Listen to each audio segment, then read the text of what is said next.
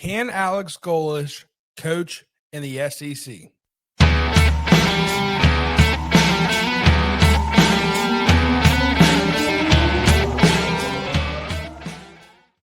Yes, welcome back on in to the Auburn Angle.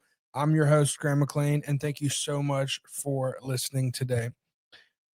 Today, we're going to talk about and we're going to dive into a little bit about this new coaching staff and can Auburn's new coach Alex Golesh and his staff that he's bringing in, can they coach here at Auburn and be successful? To give you my my straightforward answer, I'm gonna tell you yes, and I'm gonna tell you why I believe that. Now, obviously, Alex Golesh is coming out of a Power Four, and there's been a lot of, I wouldn't say a ton of pushback, but there's been pushback of people saying that, oh, look, he's just another group of five coach who's going to come in here and fail, like a Billy Napier at Florida, stuff like that. And don't get me wrong, that's definitely something like it's in the back of my mind, and I definitely think about it. But at the same time, Golesh also has a background at other schools, especially even in the SEC, where he might not have been a head coach, but he was still being successful in a high up position. And you know that Alex Golesh was the offensive coordinator at Tennessee back in 2022, I believe, or 2021. That was the year Tennessee had an unbelievable offense, was ranked number one in the country, had Hendon Hooker, and they looked unbeatable. And Alex Golesh was the offensive coordinator of that team. That team had an explosive offense. And so when Alex Golesh was ultimately given the job as head coach at USF, he took his offense that he kind of used at Tennessee and implemented it at USF. And he took a USF team that was 1-11 and took them to bowl eligibility and 9-win seasons plus. And so that's a huge turnaround for a program, and a lot to. I want to give credit to Alex Golesh on that, because he's the one that is, for a while, was calling the plays, but also he brought in this quarterback, brought in Byron Brown, who is phenomenal, and you saw recently Byron this past season threw for 3,000 yards and ran for another 1,000. So that's two quarterbacks now at the Tennessee and now at USF, where he's been able to take this quarterback and use him so efficiently that just makes them look outstanding. And I think Auburn has a good chance at one, if Byron Brown continues in the transfer portal and finishes it and heads into the portal once it opens on January 2nd. Auburn has a good chance of getting him. And I've said that on previous podcasts, but that's definitely a name to look out for. But if we're able to keep Deuce Knight on this roster as well, then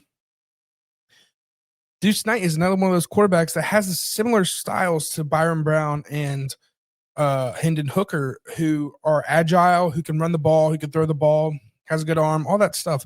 And so signs are pointing to that if Golesh could be successful at Tennessee in the SEC, then move on and be successful at USF as a head coach, similar offense, similar style quarterbacks, and possibly bring that quarterback to Auburn, or having a quarterback already here that is similar to that. If you ask me, that's just you're making a recipe for success already. Now, it also comes down to who's our offensive coordinators, all that stuff. So obviously we have Joel Gordon, offensive coordinator, who is formerly at Iowa State, doesn't have a ton of coaching, offensive coordinator coaching history. He coached at Iowa State from 2016 to 2022, and then was at South Florida with Golesh from 23 to 2025, and is now currently at Auburn. While at Iowa State, he was a offensive assistant and then turned into quarterbacks coach.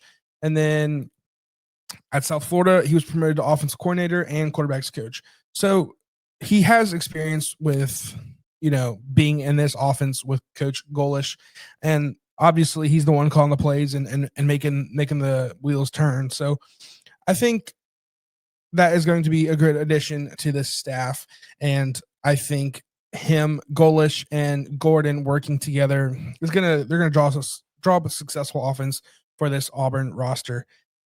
You also have Cody Burns, co-offense coordinator. And if you don't know who Cody Burns is, Cody Burns was a part of the 2010 national championship winning team.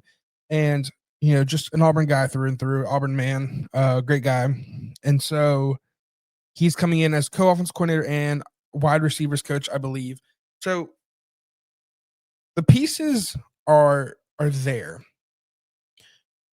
for this coaching staff to be successful. And of course, you can't forget about retaining DJ Durkin.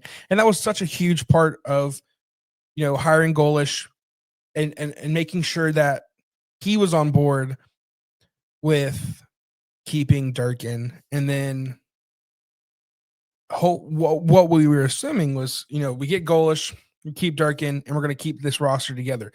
Now, has that panned out exactly how we thought it was going to? Not at all, due to us losing many defensive players. But, I mean, it is what it is. It's still – DJ Durkin is an elite defensive coordinator and highly sought after. Multiple teams have come after him, and he's stuck with Auburn, and that says something about Auburn, and that says something about his character. And I think keeping DJ Durkin with this new coaching staff, I think we have an unbelievable staff. And another thing I want to bring up is that, and Auburn, this coaching staff has taken and poached big positions from other schools to take position jobs at Auburn. We took the Mississippi State defensive coordinator. He's now a position coach here. We took the Howard head coach. He's now a position coach here.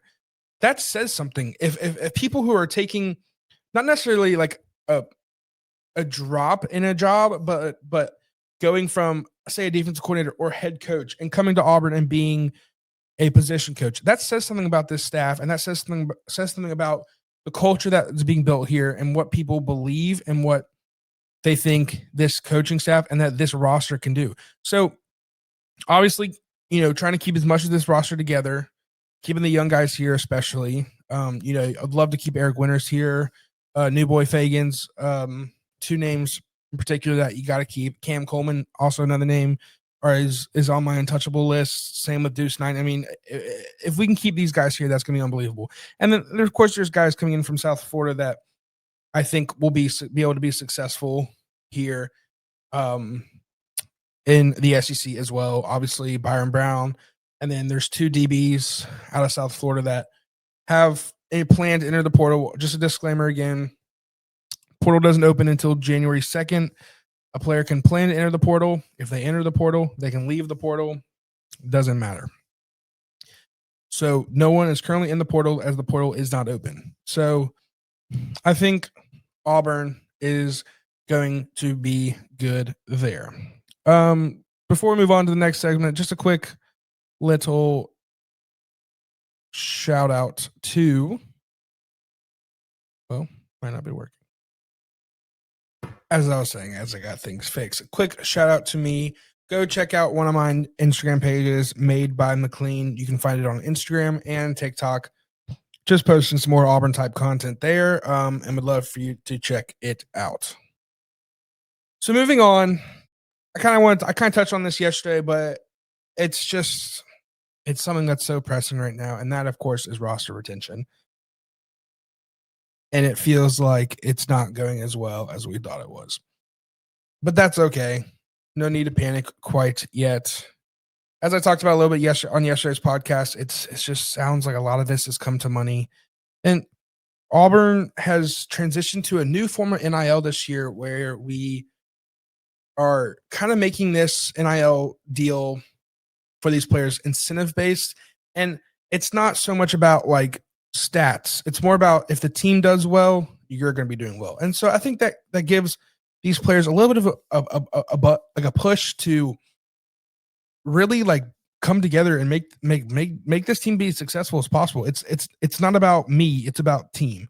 And I really like that. And I think the way Auburn's going with that is smart. And I don't think that's really being done anywhere else in college football, as let alone the SEC. I don't know entirely sure. Someone correct me if I'm wrong, but I think other programs and other schools are gonna take notice of how Auburn's doing this, especially if this is successful. If Auburn comes out next year and has a successful year, as many of us hope so, and please be so, because I can't take another year of this, it's going to be fun to see if that is a successful way to pay players, and if the players like it. Because obviously, like, the only counter argument to this and the downside of this I could see is that if, you're like, hey, you're going to make this amount of money, if our team does well, then you're going to make this amount of money.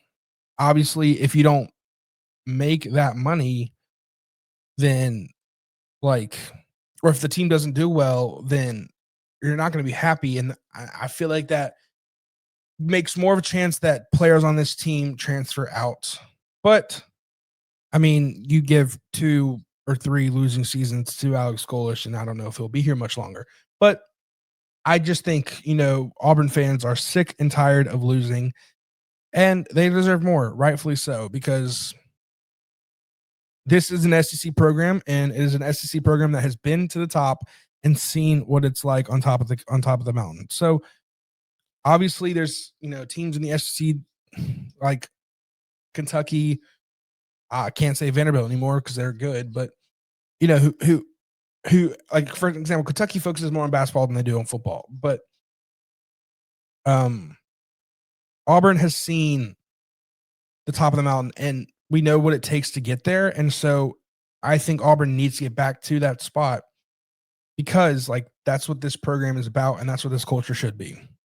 But that's enough about football. I want to transition a little bit over for the remainder of this time to talk a little bit about basketball this season. Obviously, it's going to be hard to top what we saw last year on the court. I mean, I've told many people this, that team last year was probably one of my most, like, favorite teams I've ever watched. End of story. No professional team, no Auburn football team, no other Auburn basketball team has come close to the level of, like, interested I was and how much I enjoyed watching a team than that Auburn basketball team last year. And this year, this team just does not feel like that. And I can't pinpoint exactly what the problem is. I think this team is shy. And also, I mean, part of the blame is that they're all new here. I mean, the only guy that really plays at return is Dahad.